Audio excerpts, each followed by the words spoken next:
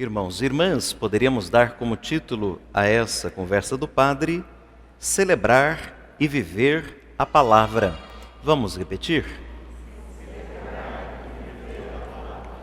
A palavra é o grande sinal que possibilita e que cria o encontro e o diálogo entre os seres inteligentes. A palavra expressa o homem, o ser humano, e por meio da palavra o ser humano toma consciência da realidade que o cerca. Não vamos fazer muitas especulações filosóficas a respeito, né? Mas uma das questões chamadas nominalista era porque mesa chama mesa e não chama pedra, né? E porque pedra chama pedra e não chama João. Enfim, a questão do nome das coisas, mas deixa isso para os filósofos. Através da palavra, o ser humano age e se faz presente. Através da palavra, o ser humano manifesta o seu mundo interior, torna inteligível o que pensa, o que sente e o que é. Vejam que as crianças, ou vamos pensar assim, o ser humano desde o princípio, né? Vai se familiarizando com a palavra. Criança recém-nascida, ser humano recém-nascido, ele tem um único choro para falar todas as coisas que ele quer, né? Se é fome, se é dor, se é bicho, o que for, né? Então, só tem um choro. Com o tempo, começa já a se expressar um pouco diferente. Esse chorinho aqui é de uma dorzinha, esse daqui é de fome, isso daqui... E aí, a mãe, com o seu satélite ligado, vai dando conta de distinguir esses sons. Passa o tempo, vai crescendo e vai então tendo outros recursos para se expressar.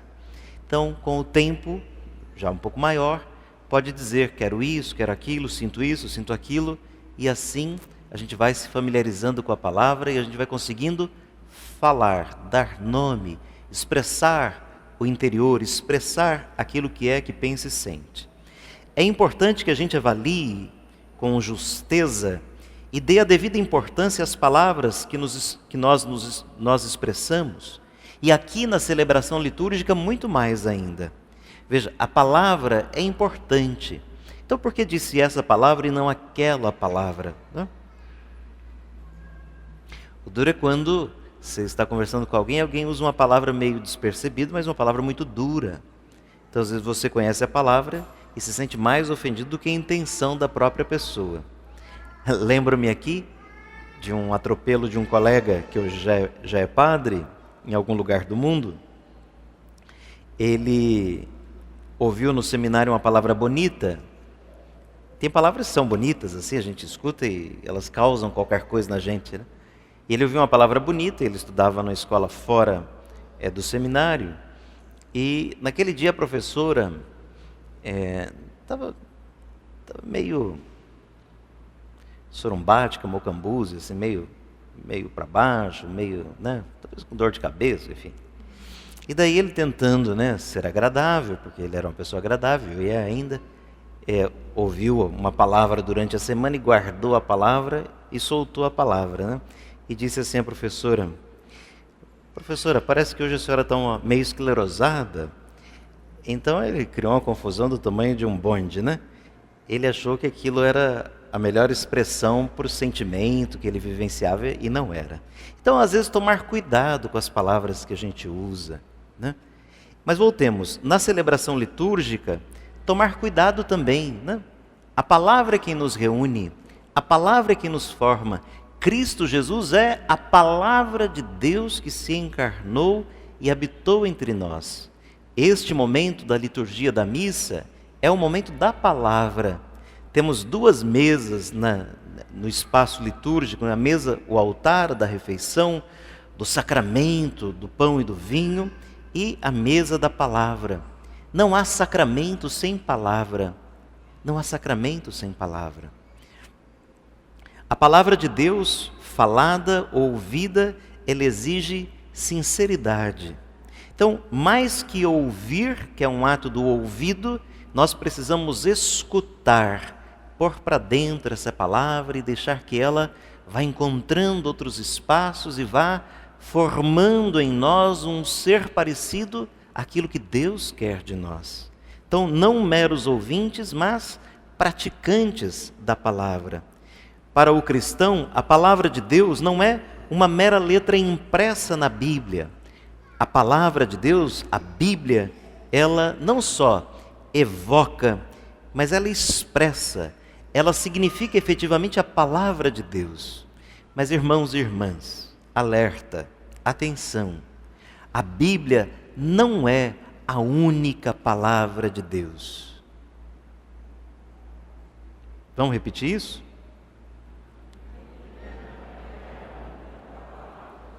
A Bíblia é palavra de Deus, ok?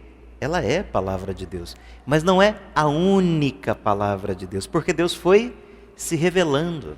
Então, quando você entra num bate-boca, uma discussão Bíblia com Bíblia, Bíblia com Bíblia, não vai dar certo.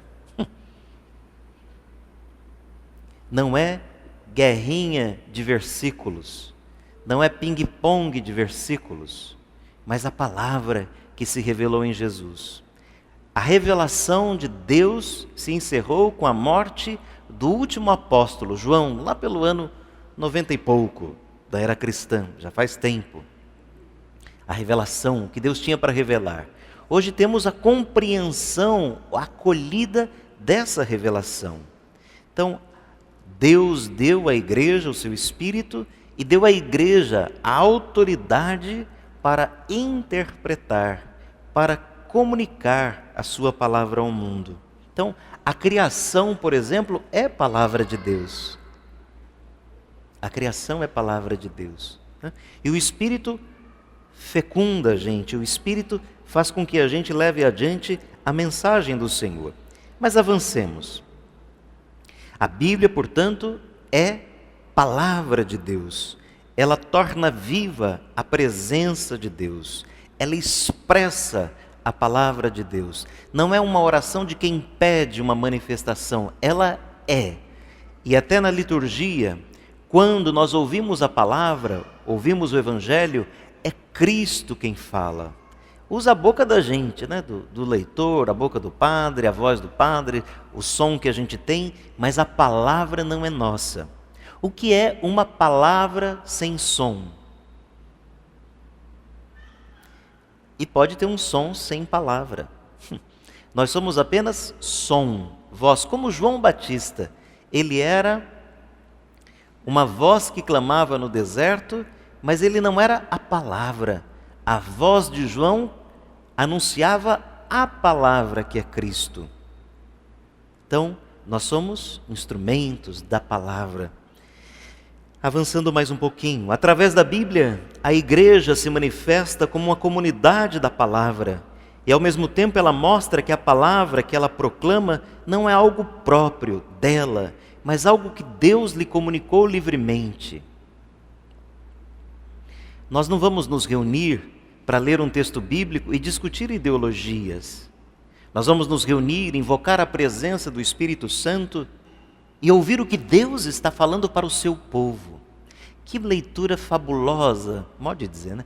Que leitura fabulosa essa primeira do profeta, não é profeta, gente, de Neemias, não é profeta, de Neemias. O povo tinha voltado do exílio, mais ou menos século IV, V, né?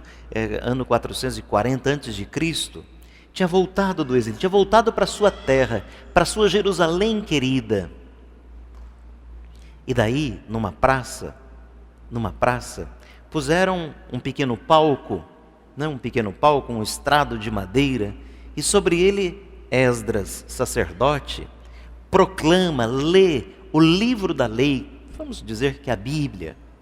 E o povo ouviu, mas ouviu com muita sede, ouviu com muita disposição interior aquela leitura, e o povo ficou emocionado.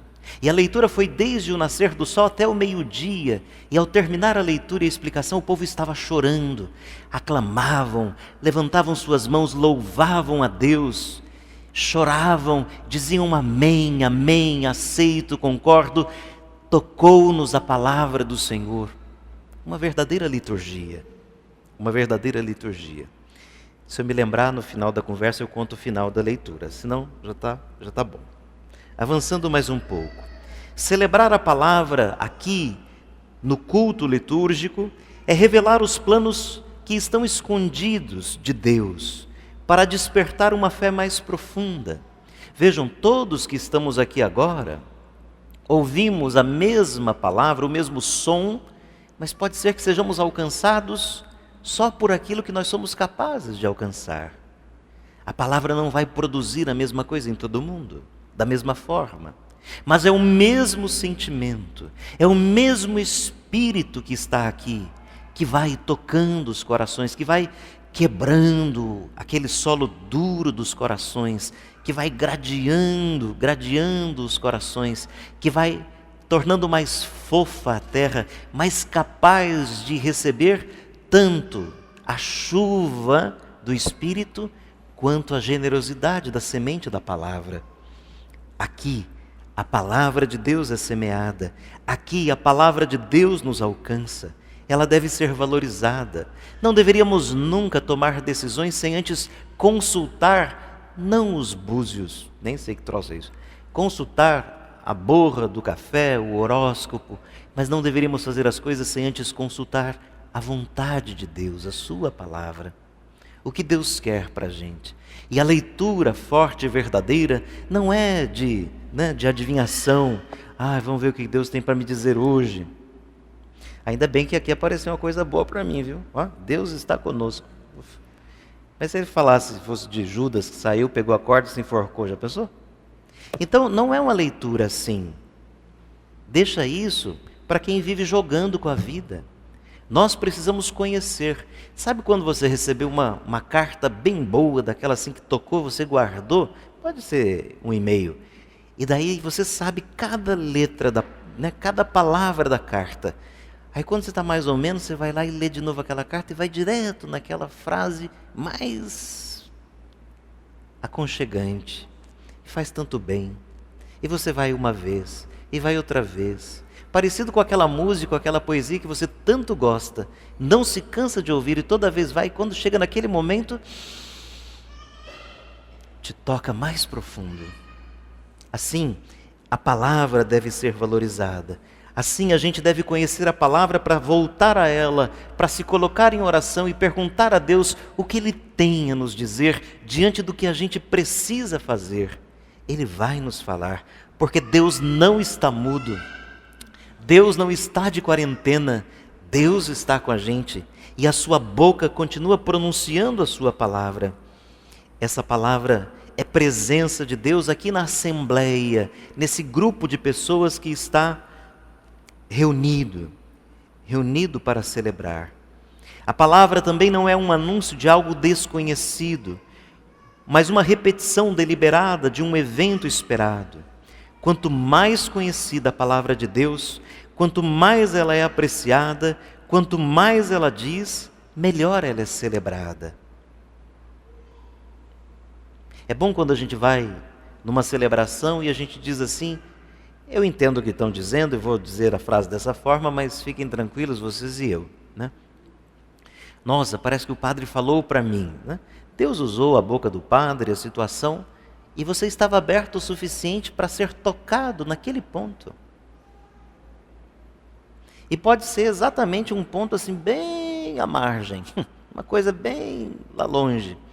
Lembro, por exemplo, disso, uma senhorinha que procurou lá o cardeal, tem nome de todo mundo, mas vamos economizar a conversa, e foi dizer para ele assim que uma pregação que ele tinha feito tinha mudado a vida dela. E o cardeal em questão, ele era bem chato assim para falar, sabe, bem monótono, aquela coisa assim, dava sono.